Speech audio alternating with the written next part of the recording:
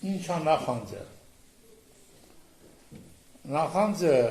եթե այսպես փորձենք ասել, դա ուրիշի հաջողությունից տխրելն է։ Երբ որ մարդը կարա իր անհաջողությունից տխրի, չէ, ոչ միայն իր անհաջողության դեպքում մարդը կարա տխրի, այլ ուրիշի հաջողության դեպքում կարա տխրի։ Ժողովող 4:4 տեսեք ինչ ասում։ 4-րդ գլուխ 4-րդ խոսք։ Ուրեմն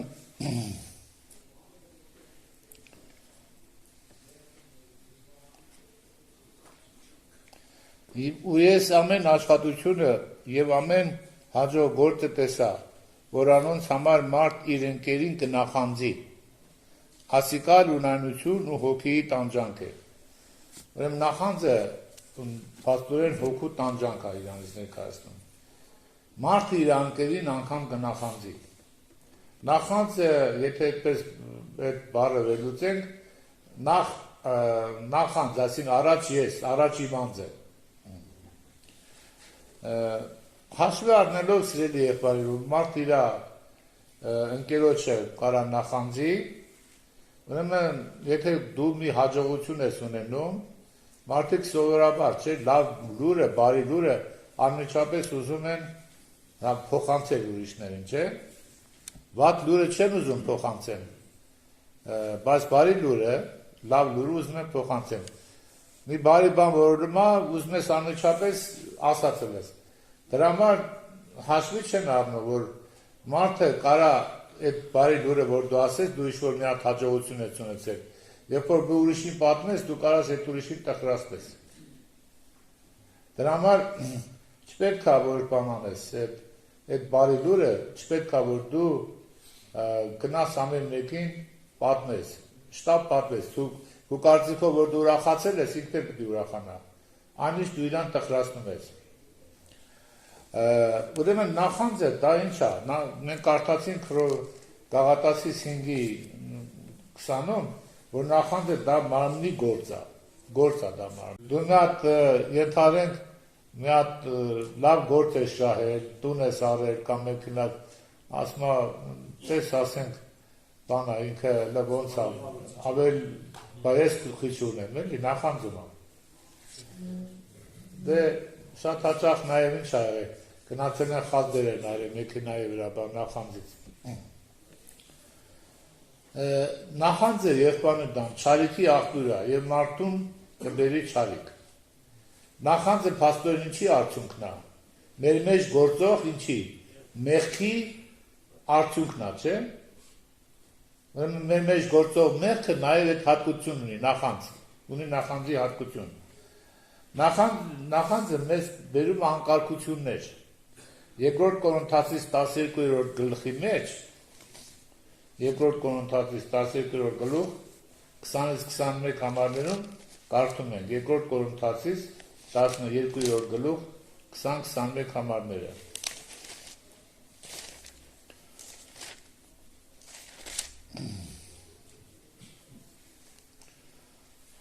Ուրեմն քանզի կվախնա որ շլա թե երբ կամ ձեզ ուզածից պես չգտնեմ եւ ես ալ ձեզի ձեր չուզածի պես գտնվի չլա թե ձեր մեջ գտնվին վեճեր, նախանձներ, սրբություններ, գրգռություններ, չարախոսություններ, բանսարկություններ, անբարտավարություններ, խորովություններ։ Ուրեմն չլա թե ձեր մեջ գտնվեն նախանձ։ Օրինակ ես առաջի Կորինթացիս 3-րդ գլխի մեջ, հենց 3-րդ գլխի սկզբից որ կարդում ենք, Պողոս առաքյալը ասում է հետևյալ խոսքերը. Եվ ես եղբայրներ չկրծա խոսիլ ձեզի որպես թե հոգևորներու, ապա որպես թե մարմնավորներու, որպես թե Քրիստոսով տղայով ձեզի կատ կեցուցի եւ ոչ թե տեղակուր, բայց դեռ կարող չեք ու հիմա կարող չեք, բանզի դեռ մարմնավոր եք, որովհետեւ տակավին ձեր մեջ նախանձ հակառակություն բաժանումներ կան, չէ որ մարմնավոր եք ու մարդկորեն քայլեք։ Քանի որ ձեր մեջ դեռ նախանձ կա հակառակություն, կորեն դուք մարմնավոր եք։ Օրինակ կլում է, որ ասենք գնում ես միտեղ երկու հոգու հետ վեճ ա եղել, չէ։ Ուզում ես ասենք հաշտեցնես վեճը։ Մեկին թվում է, երբ որ դու Աստծո խոսք ես ասում,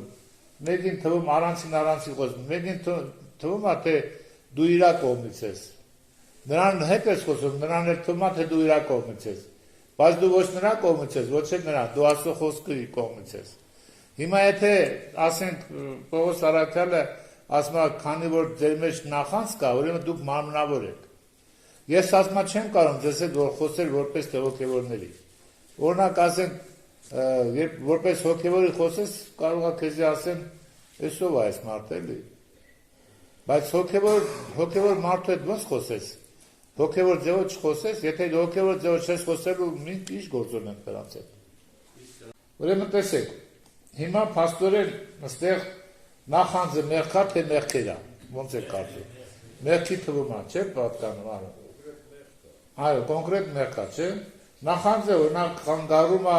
հոգևոր ուժին, հոգևորությանը շատ է խանգարում։ Հիմա ասենք, չէ, օրինակի համար կարող է պատահի ոչ մի բան չես արել դու իրան, ոչ մի վատ բան չես արել։ Հիմա այսա օրինակներ կդնենք։ Եղբայր ջան, բայց ինքը քո նկատմամբ շատ վատ է տրամադրվում։ Ինչու՞։ Հիմա օրինակներ կդնենք։ Նախանձը անհամատեղելի է ճշմարիտ քրիստոնեության հետ։ Ճշմարիտ քրիստոնեության հետ նորից եմ ասում, նախանձն անհամատեղել է։ Մի օրինակներ բերենք։ Հիմա տեսեք, Կայենը ինչ արավ։ Ծննդոց 4-րդ գլուխ 5-րդ խոսքը։ Ադամի երկու երեխեքն էին, Կայենն ու Աբելը։ Կայենը սպանեց Աբելին, չէ՞, 4-րդ գլուխ 5-րդ խոսքը։ Բայց Կայեն ուրեմն երտերը մի քիչ վերևից կարդամ, եւ Աբելն ինքն ալ իր ոչխարու առաջնիկներին ու անոնց պարարտներին բերավ։ Երտերը Հաբելու անոր ընծային նայեցավ, բայց Կայենու անոր ընծային չնայեցավ։ Ուստի Կայեն խիստ բարկացավ ու երեսը կախեց։ Հիմա Աբելն ինչ էր արել Կայենին։ Եվ ինչ արավ։ Կայենը ինչ արավ։ Սպանեց, չէ՞։ Եղբորը սպանեց։ Եղբայրը ոչ մի վատ բան չէր արել, բայց նախանձը այդ ուժը, չար ուժը ստիպեց, որ չկարողացավ դիմանալ դրան եւ որ իր բանը չի ընդունում նրան ընդունում է եւ սպանեց։ Հիմա եղբայր ջան, մենք հոգեվոր կյանքում, պրակտիկ կյանքում ասենք, երբ որ մենք նայում ենք այս առօրյա կյանքում, եղբայրների, քույրերի, ասենք, այդ հարաբերությունների մեջ անդամների, մենք հաշվի չենք առնում, թե այս բանը ինչի պատճառով է այս եղբայրը արել, ինչի, ասենք, մենք միշտ մտածում ենք, որ միշտ մենք արարքի հետևանքն ենք տեսնում, բայց բուն պատճառը չենք տեսնում, ինչն է պատճառը։ Բուն պատճառը չենք տեսնում, երբ սկսում ենք, ասենք, շատ մեղադրել մարդուն, բայց մեղադրելով հանդերձ չենք տեսնում, որ մենք էլ նույն բանի մեջ ենք։ Մենք էլ նույն պայմանները, եթե մեզ էլ լինել, մենք էլ գտնվենք նույն պայմանների մեջ, մենք էլ կնախանձեինք։ Մենք դա չենք տեսնում։ Մենք տեսնում ենք, որ ինքը այսինչ վատ բան անում։ Տեսեք օրինակ, փղշտացիները նախանձեցին Իսահակին, որ Աստված Իսահակին օրհնեց, բարձրացրեց եւ մի տարի ցանեց հարյուրապատիկ արդյունք առավ։ Կարդանք երկերը։ Ծննդոց 26-րդ գլխի մեջ, Ծննդոց 26-րդ գլխի 13-ից 18 համարներում տեսեք ինչ ասում։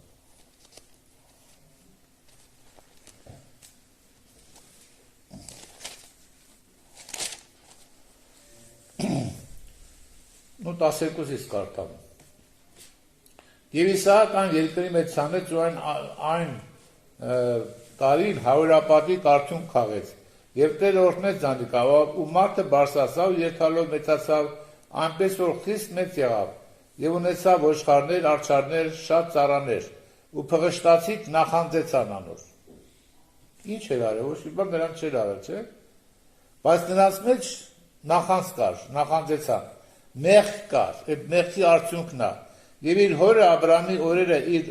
հորը ծառայում փորած բոլոր ջրհորները փղշտացիկ գոցեցին ու հողով լցուցին։ Ուրեմն այդ նախանձի պատճառով ինչ արեցին։ Աբրահամի բոլոր ջրհորները, որ հորել են, բռնին այդ փոսերը հողով լցրեցին։ Եվ Աբիմելեք սկսավ Իսահակի։ Աբիմելեքը դրանց թագավորներ։ Գնա մեզ մեկ, վանսի մեզ մեջ շատ ավելի զորավոր եղավ։ Եվ Իսահակ գնաց անկե, ու Իրանները Գերարայի ձորի մեջ բացավ ու հոն բնակեցավ։ Եվ Իսահակ նորեն փորեց այն ջրհորները, որոնք իրեն հոր Աբրամի փորել էին, եւ Աբրամի մեռնել են ետքը փղշտացի գոցել էին։ Հիմա տեսեք, 26 համարից կարդում ենք։ 26-րդ գլուխ 26 համարի ծննդոց։ Եվ Աբիմելեք ու իր բարեկամը Վոքոզատ ու սպարապետը Փիքող Գերարայի անոր գացին։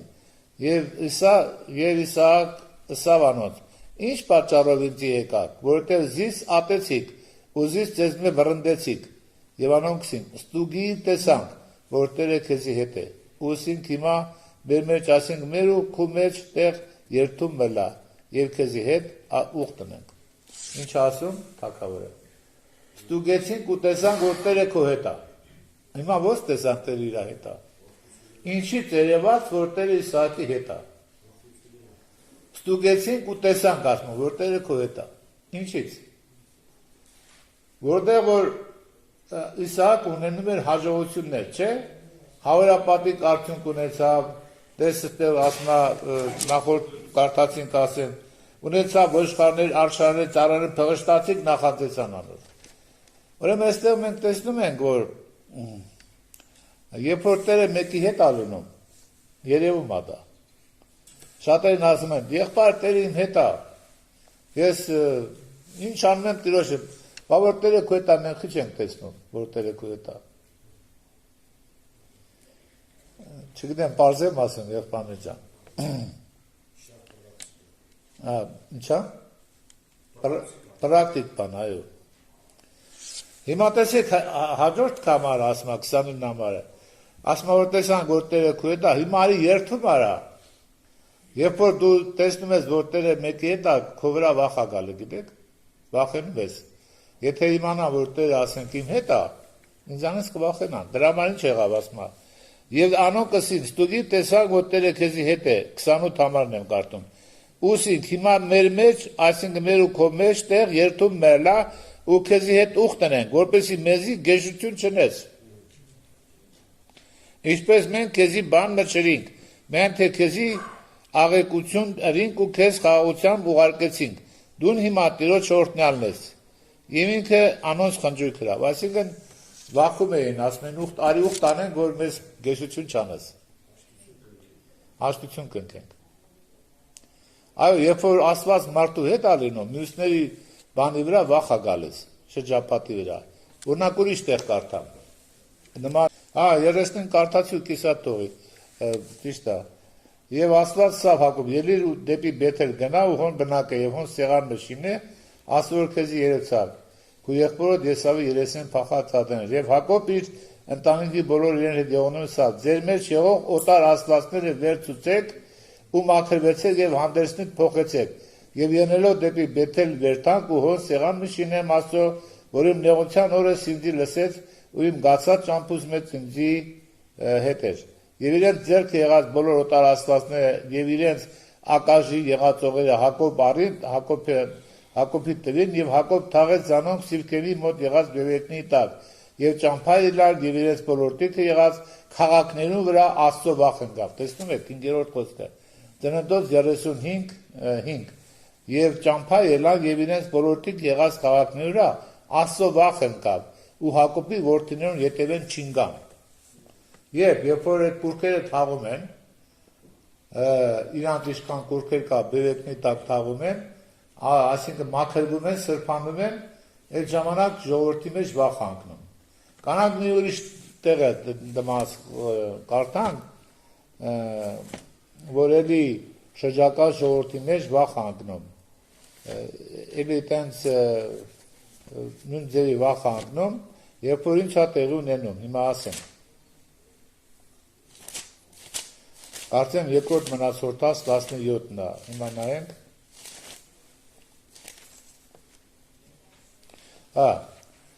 Ուրեմն այստեղ խոսվում է Հոսափատ թագավորի մասին, 7 համարից կարդում եմ։ Եվ իր թագավորության 3-րդ տարին իր իշխանները Բենահիմը, Ադյա, Զաքարյան, Նաթանայելը մի քան ղրկեց, որպեսզի Հուդայի քաղաքներում մեզ սորվեցնեն։ Եվ անոնց հետ էին Սեմայել եւ այլն։ Իշխանների շատերն էին։ Եվ 9 համարում կարդում ենք, Հուդայի մեզ կսորվեցնեին ու Տիրոջը օրինած գիրքը անոնց հետ էր։ Եվ Հուդայի ամեն քաղաքները կպտտեին ու ժողովրդին կսորվեցնեին։ Հիմա 10 համարը տեսեք ինչ ասում։ Եվ Հուդայի բոլորտիկ եղող երկրներուն բոլոր թագավորությունների վրա Տիրոջ վախ ընկավ ու Հովսապատի հետ պատերազմ չլին։ Տեսեք ժողովուրդ ջան, Հովսեփի եղբայրները ինչի համար Հովսեփին գցեցին փոսի մեջ։ Ինչն էր պատճառը։ Ծննդոց 37-րդ գլուխ 5-ից 11 համարներ։ Նախանձի պատճառով, չէ՞, բայց այդ Հակոբը այդտեղ մի քիչ մեղք ուներ։ Հովսեփին ինչ էր անում։ Հատուկ պատմության էր հացնում, մյուսներից տարբեր էր։ Ուրեմն այդ ծնողները պետք է ինչ անեն։ Այդ մի երեխուն ավելի շատ չստիրեն, քան մյուսին, եթե ոչ մեկը մյուսին կնախանձի։ Մենք որ Եվրոպային նա դեպք լսեցինք, որ ինչ-որ մի հատ ընտանիք, ուրեմն դե շատերը շուն են, չէ՞ պահում տան մեջ։ Շունա պահացել ընտանիք։ Հետո այդ ընտանիքում երկար ժամանակ երեխա չի լինում, հետո ծնվում է երեխա։ Դե որ երեխա ծնվում է, հետները փաստորեն ինչ են անում, սկսում են սիրել երեխուն, շան վրա էլ այդքան ուշադրություն չեն դարձնում, որ իրանք տունը չեն գնում, երեխուն թողում են, շունը այդ երեխուն ուտում է։ Պատկերացրեք ինչ է, նախանձ է, անգամ կենդանների մեջ կա։ Ահարոնը Մարիամը, թվոց 12-րդ գլուխ, ում նախանձեցին, նախանձեցին Մովսեսին, չէ՞։ Կորխի որդիները, Սավողը ինչքան նախանձեց բանին, Դավիթին, նու ծնանդ բանը 18-րդ գլուխ, առաջի թագավորած 18-րդ գլուխ 6-9 համարներում։ Ինչ էր արել Դավիթը, փոխանակ իրան օգնել էր, փղշտացների ձեռքից ազատել էր, փոխանակ ուրախանալ ինչ էր ելում։ Ուրեմն այդ մեղքը, որ մարդու ներսում է, մենք նամանավան սպասավորները պետք է լավ հասկանան, ժողովրդի վիճակը հասկանան, ինչից է գալիս այս բաները, ինչի է այս մարդը սենց անում, այդ բոլոր պատճառները պետք է ավելի լավ հասկանան, որ կարողանան եկեղեցում ճիշտ ղեկավարություն անեն։ Նու շատ օրինակներ կարանք բերենք, քահանաները, քահանապետերը ում էին նախանձում, Հիսուսին էին նախանձում, չէ՞, Մարկոս 15:10 նախանձի պատճառով չէ, խաչը հանեցին։ Մի խոսքով օրինակներ շատ կարելի է բերել, եղբայրներ ջան, որ թե ինչ կարող անել նախանձը, այսինքն մարդու մեջ բնակվող մեղքը, դա նախանձը, դա մեր բնակվում է։ Մենք չենք կարող դրանից ազատվել, մենք դա չի թողնվում, նախանձը չի թողնում, նախանձից պետք է ազատագրվել։ Ազատագրվելը կատարում է Սուրբ Հոգու լեցնության ժամանակ։ Երբ որ լեցված ես Հոգով, այդ ժամանակ նախանձը չի կարող քեզ որևէ բանով քեզ բանանի։ Քեզ տիպի, որ դու ինչ-որ նախանձի քայլեր կատարես։ Կոպիտ ասած գախին չակուջով խփես ուշքը գնա բան չկարելի է բանալ, էլի կոպիտ ասած։ Բայց դա հենց որ չակուջը հետ տարար նորից արթնանում է, էլի։ Հա, եղավ եղբայրներ ջան,